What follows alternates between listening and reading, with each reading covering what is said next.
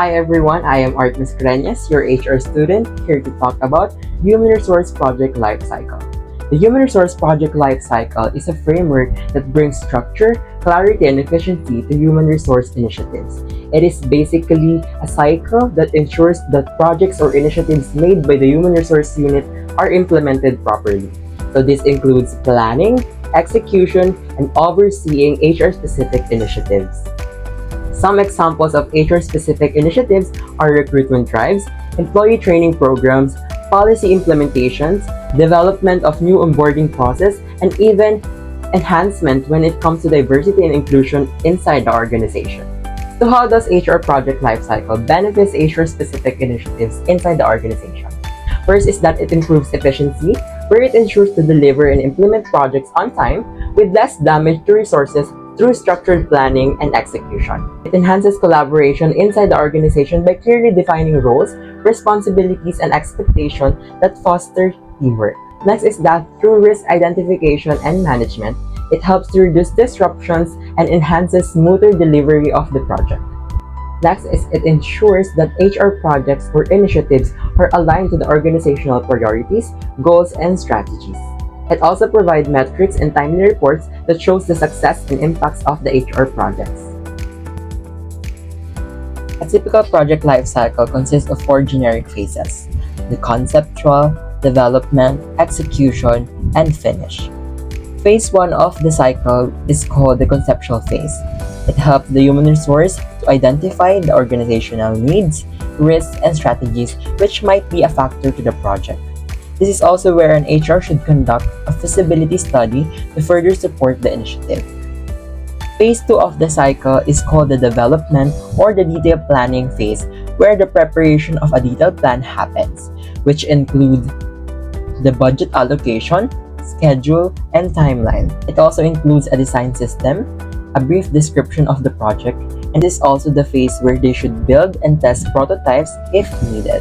These first 2 phases should allow the human resource to establish project objectives and success criteria, identify stakeholders and requirements, make plans for integration of interfaces and interrelationship of tasks, organization, and hardware, identify risk areas and develop a risk management strategy, relate the project's contribution to overall organizational strategy, develop an integrated work breakdown structure, schedule and budget, assemble resources from a variety of sources, organize the team into integrated whole, delegate appropriate tasks while ensuring adherence to the project plan, and communicate across interfaces which ensure that the team members communicate effectively.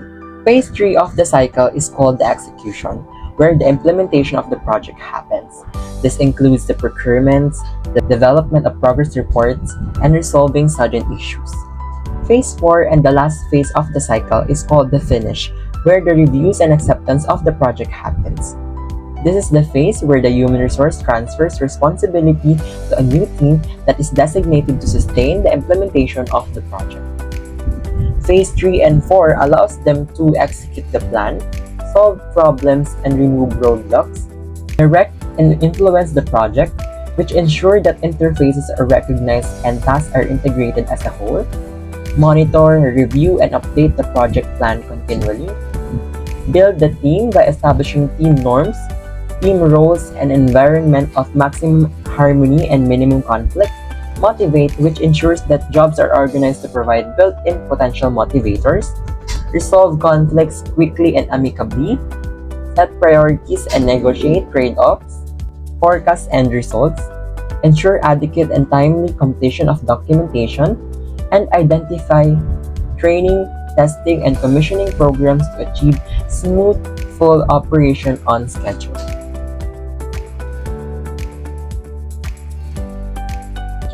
First is that they need to make sure that the project or initiative has a clear objective and is aligned with the organizational goals.